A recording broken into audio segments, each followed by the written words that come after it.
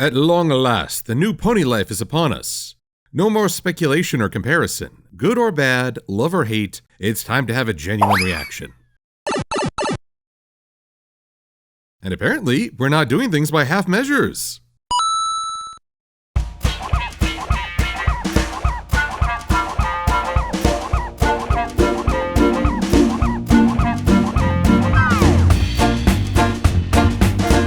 We begin with the title card staring into my soul.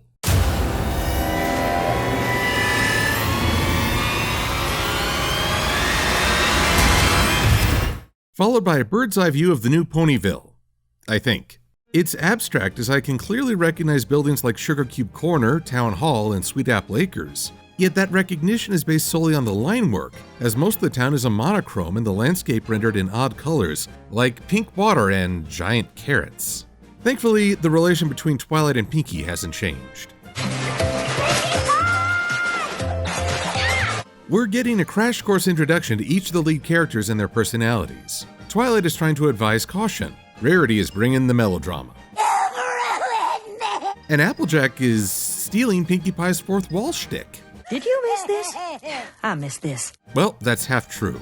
I did miss Rarity's dramatic reactions and Tabitha St. Germain's vocal talent. But the reason I enjoyed those moments is because there was a build-up, a sense of impending doom followed by a payoff. Now we're skipping the development and going straight into the reaction, which feels less fun. It's like we're compressing a standard Friendship is Magic episode into half the time. Oh my god! They killed Pinkie Pie! You bastards! Wait for it! 3, 2, 1! Ew. I guess that's a common thing now. Just get used to ponies spontaneously bursting around here. Going to take some adjustment. No sooner do we have the basics of the group down, except for Fluttershy, then we go to the newest element of this show. Potions! Potions for everybody! Yeah, they just chug these things for fun. Though at least one potion actually serves a purpose. A telepathy potion! The telepathy potion is the answer to all your exposition needs. Simply initiate forehead contact, bombard your audience with visuals. Who needs imagination when you can force your reality upon another? Call 1-800-NOT-REAL to order yours today. Warning, not responsible for mental trauma caused by sharing one's subconscious.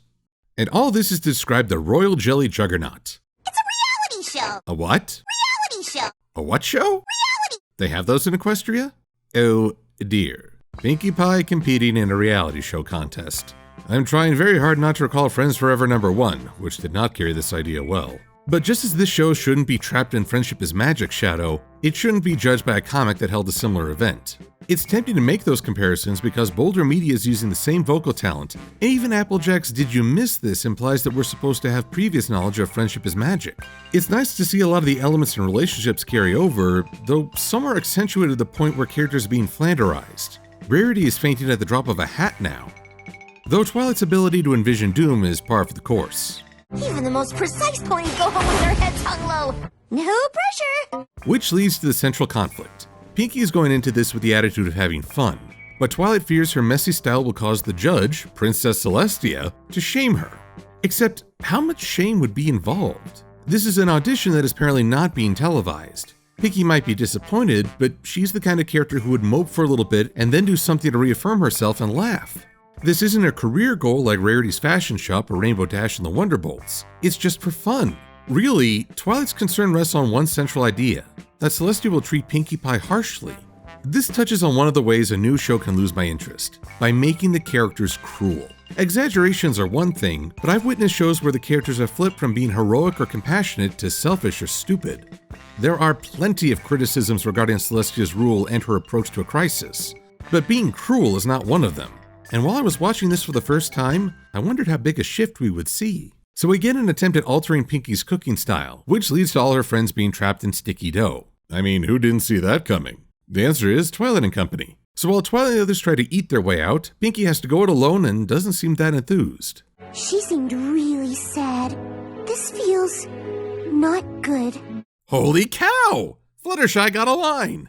While the others eat their way to freedom, we finally get to see our first shot of Pony Life Princess Celestia, who seems to address Pinkie as if they've never met, which, for all I know in this series, they haven't. But if there's any negativity on display, it's from the secondary judges who scribble away. I hope they're also noting that strange soundtrack.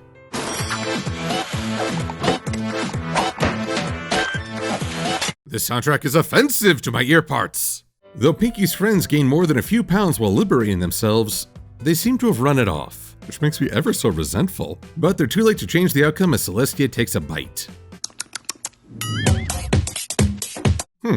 Apparently her taste buds decided to hold a dance party, because Pinky is in the show. As Celestia puts it, Pinky takes the cake.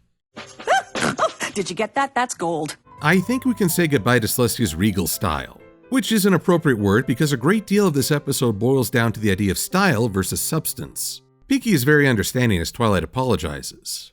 It's okay. I know you were just trying to help, but I can't help being me. I partly agree with this be yourself message.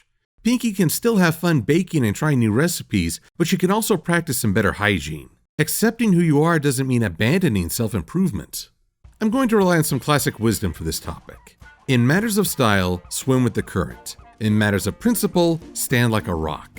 That may be the best saying to use when talking about this premiere episode. It does a lot of things differently, and that can be a turnoff. But at its core, I do think it's a positive. The style of Pony Life does differ from Friendship is Magic in a lot of ways. The animation is by no means dull, but greater emphasis is placed on big expressions over the minor movements that made Friendship is Magic seem more alive. The humor often relies on hard shifts and awkward rejections, but there's some great character humor as well. My favorite being Pinky playing a saxophone to Rarity's recount, because that is something I could totally see any Pinkie Pie doing. And the background artwork takes some getting used to.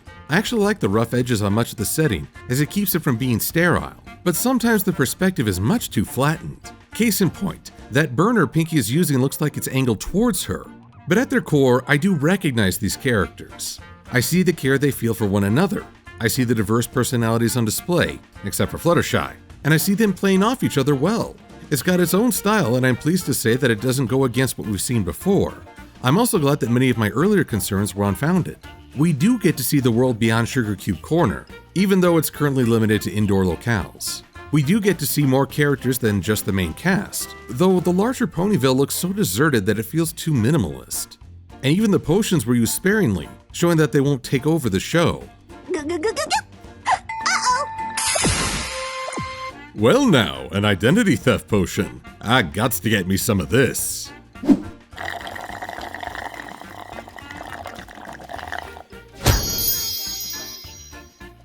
I'm pleased with this first foray. It's not yet a show that I would trumpet alongside Friendship is Magic, but it's a fun view on its own and worth giving a chance. I'm Brando-chan. Thanks for watching.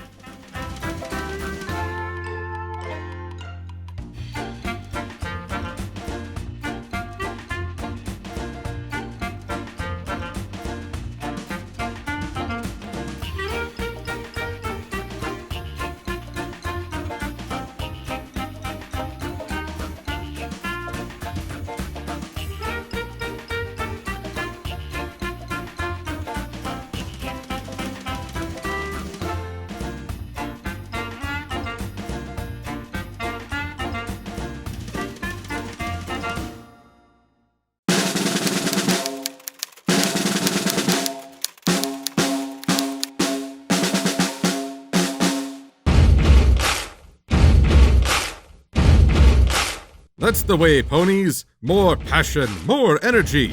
We'll turn this fob into a fab. Sup?